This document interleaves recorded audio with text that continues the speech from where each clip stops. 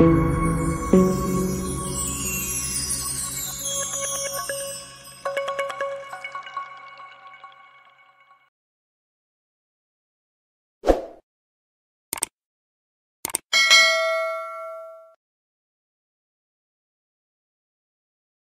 Hitler अत्याचार, युद्ध र नरसंहारको पर्यायवाची बनेको नाम। अस्ट्रियाको एउटा सानो सहरमा जन्मेका उनी मानव इतिहासका सबैभन्दा कुख्यात तानाशाहहरूमध्ये एक बन्न पुगे।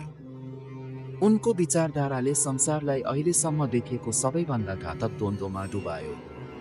दोस्रो विश्वयुद्ध, कहिल्यै पूर्ण रूपमा निको नहुने दागहरू। यस वृत्तचित्रमा हामी हिटलरको जीवनको अन्वेषण गर्छौं, उनको बाल्यकाल र महत्वाकांक्षादेखि नाजी जर्मनीको फ्युहररको रूपमा उनको उदयसम्म र अन्तमा उनको विनाशकारी पतनसम्म।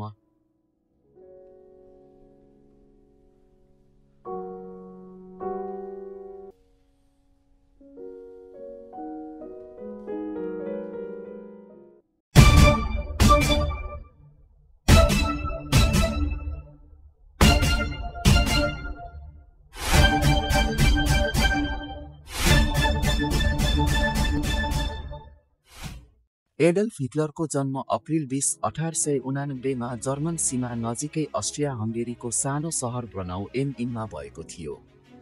उनी एक कडा भन्सार अधिकारी एलोइस हिटलर र आमा क्लारा पोल्जलका 6 सन्तानमध्ये चौथो सन्तान थिए। युवा एडोल्फको बाल्यकाल कष्टकर बित्यो। उनका धेरै भाइ बहिनीहरूको सानै उमेरमा मृत्यु भयो। उनका बुबा अधिनायकवादी थिए र प्राय उनीसँग झगडा गर्थे, जबकि एडोल्फ स्वतन्त्रताको चाहना गर्थे र कलाकार बन्ने सपना देख्थे। चित्रकला र चित्रकलाप्रतिको उनको लगावको बावजुद पनि हिटलर 2 पटक भियनाको ललित कला एकेडेमीमा प्रवेश पाउन असफल भए। अस्वीकृत र निराश भएर उनी बाँच्नको लागि चित्रहरू र पोस्टकार्डहरू बेच्दै भियनाभरि घुमे। भियनामा नै हिटलरको विश्वदृष्टिकोण अँध्यारो हुन थाल्यो। गरिबी, राजनीतिक अशान्ति र बढ्दो राष्ट्रवादी विचारधाराले घेरिएको उनले कट्टरपन्थी विचारहरू, यहुदी विरोधिता, जर्मन राष्ट्रवाद र जातीय पदानुक्रममा विश्वासलाई आत्मसात गर्न थाले। यिनै विचारहरूले पछि उनको खतरनाक विचारधाराको जग बसाले।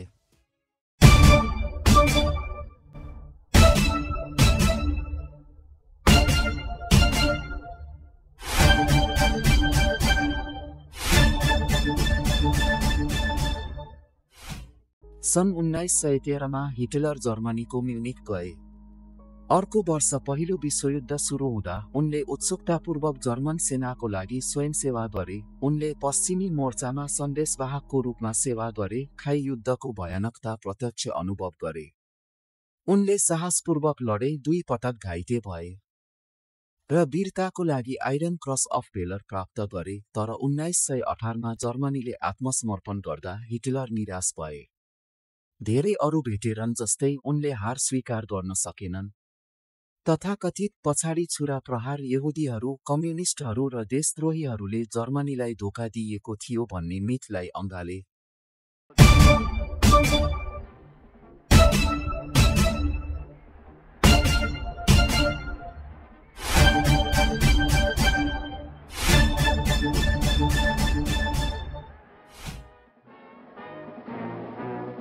A large standing army is forbidden by the Versailles Treaty. The youth organizer. There is a cadet corps and a phony labor corps. At first, these men drill with shovels, and Germany has more hunting clubs than game, a cover for other military organizations. Gradually, राजनीतिमा प्रवेश युद्धपछि Germany अस्थिर थियो। मुद्रास्फीति, बेरोजगारी र treaty of भर्साइल प्रतिको आक्रोशले अतिवादको लागि उर्वर भूमि सिर्जना गरियो। सन् 1919 मा हिटलर जर्मन वर्कर्स पार्टीमा सामेल भए, जुन चाँडै नै राष्ट्रिय समाजवादी जर्मन वर्कर्स पार्टी वा नाजी पार्टी बन्यो।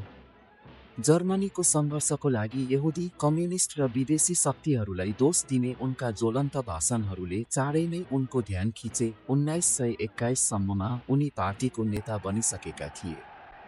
उनको करिश्मा, प्रचार कौशल र भावनाहरू जगाउने क्षमताले उनलाई आशाको लागि हताश देशमा अलग्गै खडा बनायो। नोभेम्बर 1923 मा हिटलरले बियर हल पुस भनेर चिनिने एउटा विद्रोहमा म्युनिखमा सत्ता कब्जा गर्ने प्रयास गरे। योजना असफल भयो।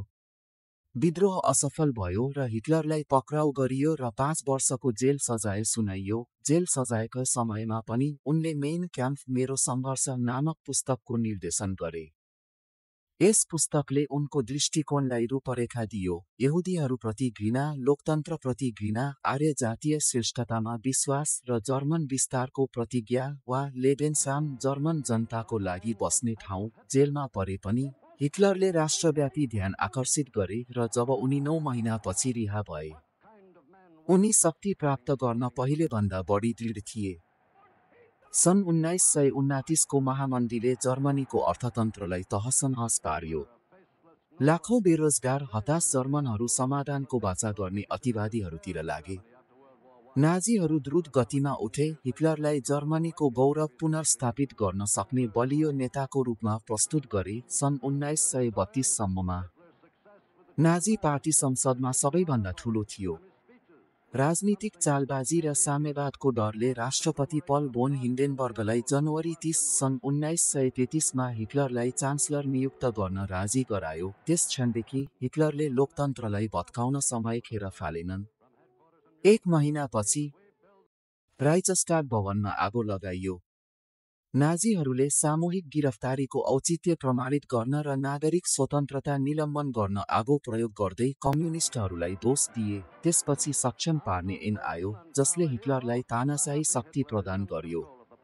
सन् 1934 मा हिन्डेनबर्गको मृत्यु हुँदा हिटलरले राष्ट्रपति र चान्सलरको कार्यालयहरू मर्ज गरे, आफूलाई जर्मनीको फ्युहरर नेता घोषणा गरे।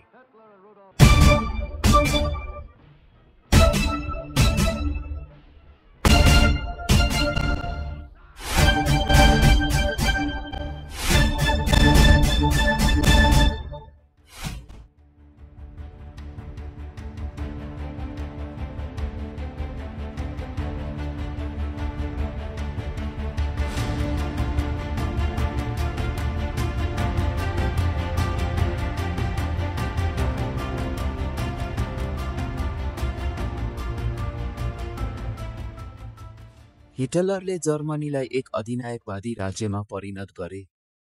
राजनीतिक विरोधीहरूलाई समाप्त पारियो। ट्रेड युनियनहरू समाप्त पारियो।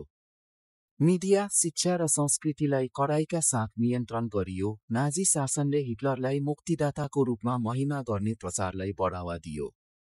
हिटलर युवाहरूमा बालबालिकाहरूलाई शिक्षा दिइयो। डर, गोप्य प्रहरी र क्रूर हिंसाद्वारा असहमतिलाई मौन पारियो। सन् 1934 मा नाइट अफ लन्डन नाइफले हिटलरको निर्दयता प्रदर्शन गरियो, किनकि उनले आफ्नै आन्दोलनभित्रका प्रतिद्वन्द्वीहरूलाई मार्ने आदेश दिए। जर्मनीले ट्रिटी अफ भर्साइल्सको अवज्ञा गर्दै सशस्त्र बनायो। अटोबान जस्ता विशाल सार्वजनिक कार्य परियोजनाहरूले बेरोजगारी घटाए र समर्थन निर्माण गरे।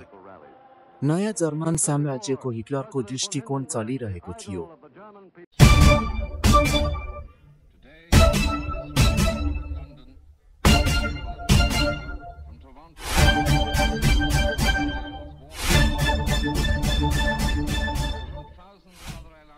हिटलरको महत्वाकांक्षा जर्मनीको सिमानाभन्दा बाहिर फैलिएको थियो। सन् 1938 मा उनले अस्ट्रियालाई एन्स्क्लसमा गाडे र त्यसको लगत्तै चेकोस्लोभाकियाबाट सुडेटनल्यान्ड कब्जा गरे। बेलायत र फ्रान्सको तुष्टीकरणले उनलाई साहस दियो। सेप्टेम्बर 1939 मा हिटलरले पोल्यान्डमा आक्रमण गरे। दोस्रो विश्वयुद्ध सुरु भएको थियो। जर्मन सेनाले युरोपको धेरैजसो भागलाई कब्जा गर्न ब्लिट्जक्रेग बिजुलीको युद्ध प्रयोग गरे। 1940 मा फ्रान्सको पतन भयो।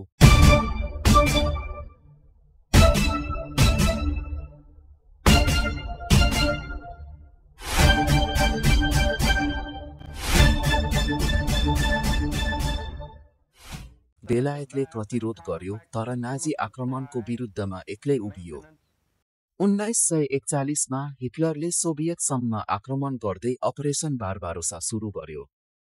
यो एक जुवा थियो जसले जर्मन सेनाहरूलाई पातलो बनायो र अन्ततः उनको पतनलाई छाप लगायो। त्यस वर्षपछि जर्मनीले संयुक्त राज्य अमेरिका विरुद्ध पनि युद्ध घोषणा गर्यो, जसले विश्वव्यापी द्वन्द्व सुनिश्चित गर्यो। अग्रपङ्क्ति पछाडि हिटलरको सबैभन्दा भयानक नीतिहरू प्रकट भए। नाजी शासनले यहुदी, रोमा, अपाङ्गता भएका व्यक्तिहरू, राजनीतिक विरोधीहरू र अवाञ्छनीय ठानिएका अन्यहरूको व्यवस्थित विनाश सुरु गर्यो। यो नरसंहार होलोकास्टको रूपमा चिनिन थाल्यो। लाखौं अन्यको साथमा 6 लाख यहुदीहरूको हत्या गरियो। यातना शिविर, ग्यास चेम्बर, सामूहिक गोलीबारी र जबरजस्ती श्रम शिविरहरूले युरोपलाई हत्यास्थलमा परिणत गर्यो। होलोकास्ट मानव इतिहासको सबैभन्दा कालो अध्याय मध्ये एक हो। हिटलरको घृणा र अधिनायकवादी राज्यको मेसिनरीको परिणाम। सन् 1944 सम्ममा जर्मनी ध्वस्त हुँदै थियो। पश्चिमबाट मित्र राष्ट्रहरूको सेना भित्र पस्यो भने पूर्वबाट सोभियत रातो सेना अगाडि बढ्यो। सहरहरू भग्नावशेषमा परे र हिटलरको विजयको बाचा खोक्रो देखिन थाल्यो। अप्रिल 29, 1945 मा बर्लिनमा रहेको आफ्नो भूमिगत बङ्करमा हिटलरले आफ्नो लामो समयदेखिको साथी इभा ब्राउनसँग विवाह गरे। भोलिपल्ट जब सोभियत सेनाले सहरमा आक्रमण गर्यो, हिटलर र ब्राउनले आफ्नो ज्यान लिए। मे 8 मा जर्मनीले बिना शर्त आत्मसमर्पण गर्यो। युरोपमा युद्ध समाप्त भयो। फ्युहरर मरेको थियो, तर उनले गरेको विनाशले लाखौंको ज्यान लियो र राष्ट्रहरू ध्वस्त भए। एडल्फ हिटलरको विरासत विनाशको विरासत थिए। घृणा र विजयको उनको विचारधाराले दोस्रो विश्वयुद्धमा 7 करोड भन्दा बढी मानिसहरूको ज्यान गुमायो। उनको तानाशाहीले डर, क्रोध र अतिवादको शोषण गर्दा लोकतन्त्र कति कमजोर हुन सक्छ भनेर देखायो। आज हिटलरलाई महानताको लागि होइन, तर चेतावनीको रूपमा सम्झिन्छन्। जब एकल मानिसको विनाशकारी दृष्टिकोणलाई नियन्त्रण गरिएन भने के हुन सक्छ भन्ने कुराको चेतावनीको रूपमा। यो एडल्फ हिटलरको कथा थियो। असफल कलाकारदेखि तानाशाहसम्म, शक्तिदेखि विनाशसम्म एउटा कथा जुन सम्झनुपर्छ। त्यसैले इतिहास कहिल्यै दोहोरिँदैन।